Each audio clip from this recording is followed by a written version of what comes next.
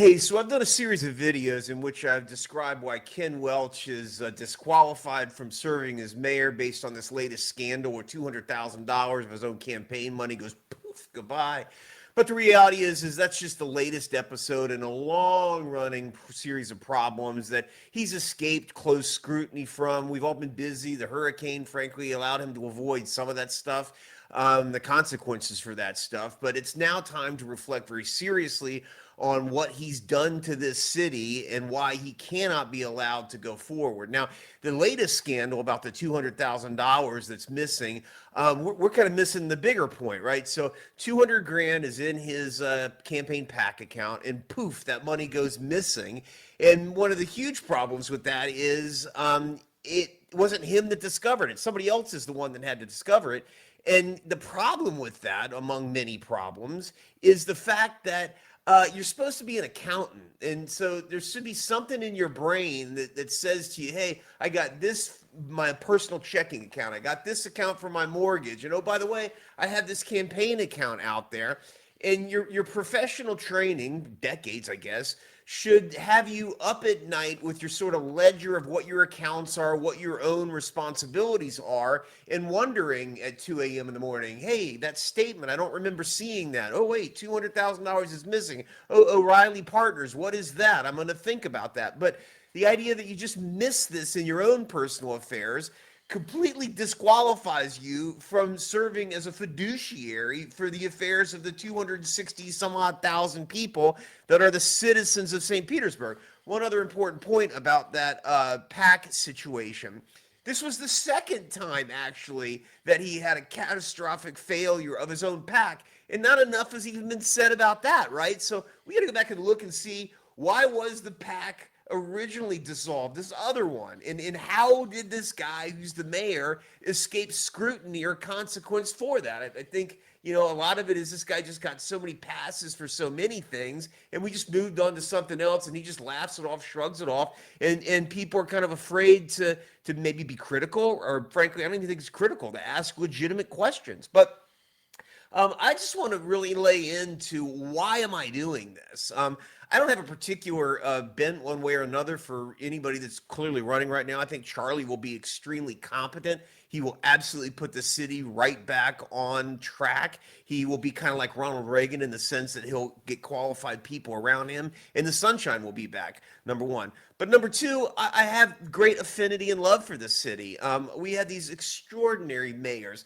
Foster, great guy, still's around town, very approachable. You hear employees talk about how he would come into the rec centers or the lawn places or whatever else, and employees would talk to him. Extremely nice guy, tough attorney, hard, thick guy, would not want to tangle with him, but he has a heart in him that really shows respect for the city and respect for people.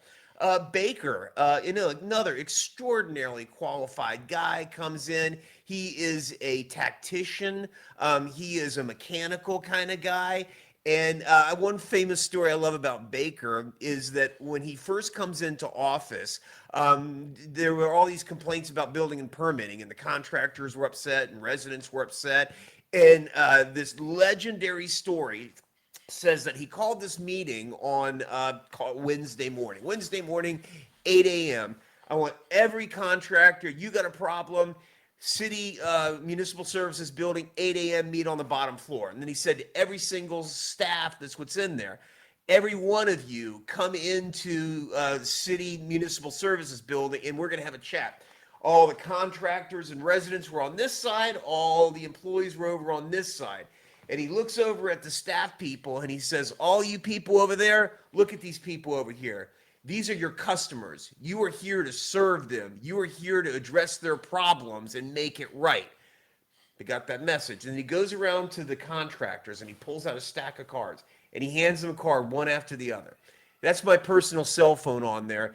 If you got concerns or a problem, you're going to call me. We're going to sit down. And then he did something else. And he said, next week we're going to have a follow-up meeting here. And he looks at all these people and he says, I'm going to be on the bottom floor. If you got a problem, you got a question, concern, we're going to meet here again at 8 a.m. But in the next week, I want you people to try and work things out. And legend has it, and I don't think it's legend, that over the next week, things kind of grinded out. People started working together. Problems start getting solved. The next week, there were a number of contractors there that showed up. They had some problems. He had staff that was still there, and they'd say, "Hey, Bob, come over here." They'd look through the plans. Boom, they'd solve the problem. Second week, there were fewer and fewer of these contractors, and by a month or so, Baker's sitting down there and there's no contractors. They don't have problems anymore because all these problems have been worked out. That's an example of leadership. That's an example of just practical, good faith service to the community. And it's an example of what is completely lacking and missing and has been from the very beginning in the Welch administration. But if I had to give reason number one of why I've turned so much on Welch, I was a supporter. I contributed. I put signs in. I encouraged other people to contribute and support. And then he did to me what he did to everyone else, which is I said he was just completely ghost. Didn't hear a word from the guy after he gets in office. And that's a story repeated over and over again. It's not just me. Everybody says the same thing. He completely abandoned everybody once he got in office. And the story, if you will, was that initially he came in and he was in this bubble, a bubble of analysis where he was going to go and collect information and was going to figure out what was wrong, and then he was going to fix things. And then after that, he'd start opening up a little bit more and start working with people. That never happened. We'll get more into this process consultant issue and the nonsense report that was distributed ultimately. But again, that's just another example of the failure from the beginning. Back to issue number two. Now, number one, and why I think he's a disaster and I'm so frustrated with him, is what he did to Carl Mobley in the 10th Street Church of God over there right behind me. Abandoned this African-American pastor that had church, could have easily solved the problem, could have helped this guy. And honestly, I'm just blown away years past about how he just completely disregarded, disrespected, completely avoided and abandoned this guy that he could have helped with this clip of a fingers. It would have been an amazing thing for that community right behind me, an amazing thing for the African American community, the faith community, the people that he should have been supported. But Carl Mobley is number one example of why Welch is a disaster for this city. All right, number two. You folks might remember what happens after the hurricane. Hurricane comes through, and we're all in crisis, and everybody should give everyone a little bit of grace for the amount of crisis that everyone was feeling, including the mayor, including the employees, yada, yada, yada. But the reality is, immediately after the hurricane, residents start reporting these massive water bills. Water bills, that should have been $200, $300. It's $2,200. This one says it used to be a $79 bill. But the reality is, this situation was not at all isolated. There are thousands of people that got these bills, and they're complaining over and over again. Why am I getting a $4,000 bill? Why am I getting a $10,000 bill?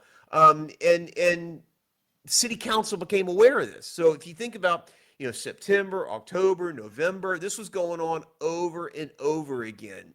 Thousands of residents are screaming to City Hall that this $50,000 water bill can't possibly be correct. And I'm critical of City Council. City Council members, you remember getting all of those complaints, hundreds of complaints. There was a City Council hearing in which council members repeated that over and over again. They were getting hammered on constituent complaints. It became their biggest sort of problem that they were reviewing over and over and over again. So here's the problem. The mayor had an opportunity, had an obligation to be responsive to citizens. Clearly, there is a problem with the billing. Here we are a year after the fact, and there is still a major problem with the billing. I know what the billing problems are. There are many people out there that know what the problem with this billing is. But when first made aware of this early on, the mayor refused to address it. He refused to bring Rob Gerdes in and billing staff and everybody, have a real, sort of war room meeting and say, look, let's get to the bottom of this. So, Rob is the city administrator, Tankersley is water, and they got the billing staff that's in there, and they could have brought them all into a room, and they could have come clean with the people about what the problems are. There are hardware problems out on the street. There are hardware problems with how the data is collected from the guys that are physically walking up and down the street and getting the information. And then there's software problems, and that is when that raw data is collected from the 80,000 bills per month that are collected. Then it comes in, it gets aggregated, it gets uploaded, and then there's a data transfer problem when that bill ultimately gets out. It's simple, right? There is a real problem. There are not 6,000 residents out there that are getting abnormally high bills, $4,000, $10,000, $20,000, $30,000, $100,000 billing errors. So again, the problem is exactly what I described. The mayor, rather than taking leadership and standing in front of a camera and saying, hey, residents, let me do it this way. Residents of the city of St. Petersburg, I hear you. Here's how it goes. Residents of the city of St. Petersburg, I hear you. I'm concerned about these water bill problems as well. And here's my commitment to you as mayor. We're going to get to the bottom of it. I'm going to pause the billing. If you got a problem with your bill, we're going to not force you to pay it. We're going to collect all this information and we're going to figure out what's going on. But we're going to work with you. These hurricanes have been difficult for every single one of us. I have heard you, and I've been out and visited some of the residents that have these problems. I physically looked at it with my own eyes. I've been out with our water and billing staff, and I've physically looked at these problems on the ground to get firsthand information about what's going on. And my commitment to you as residents is this. I'm going to get to the bottom of it, and we're going to solve this problem. See how easy that was? Never happened. Instead, what this guy did, Welch does, is he just hides, like he's hidden from every other problem. Refuse to directly respond to people, refuse to meet with residents who are getting this $4,000 bill, $300,000 bill. The city ain't that big. The job ain't that hard. There's just not that many problems.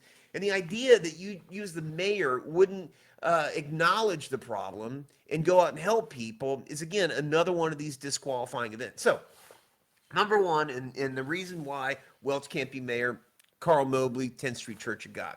Number two, Moffitt Cancer Center. It's kind of hard to put them in order, right? They're all so bad. Moffitt Cancer Center. Number three, stadium debacle. Number four, maybe it's the billing issue. I'm going to keep going on and on and on, but I think the issue is that whatever issue hits you most squarely, that's your number one issue. But there are just a series of events here and issues that completely describe why Welch is disqualified from being mayor. Now, here we are. It's another interesting thing. If you're responsive, I like the one. This is another one, right? This $250,000 bonuses, and he suspends the HR director. But if you're serious about running for mayor and being mayor again, this billing issue hadn't been solved. It hadn't been addressed. There's no issue.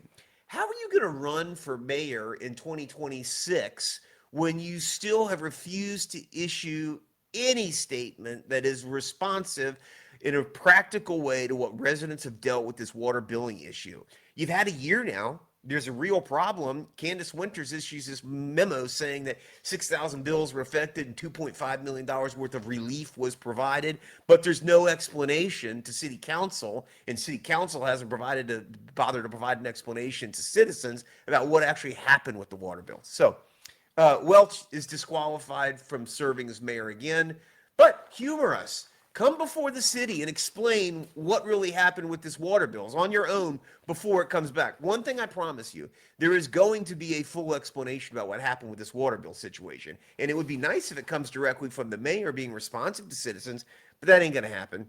So it's going to have to come later. I wish that City Council would be the ones that would drag this information out. It's out there. It's going to come. It'd be nice if City Council got ahead. They're not going to either. So, the water bill issue is another disqualifying issue for mayor and why Welch cannot serve another term.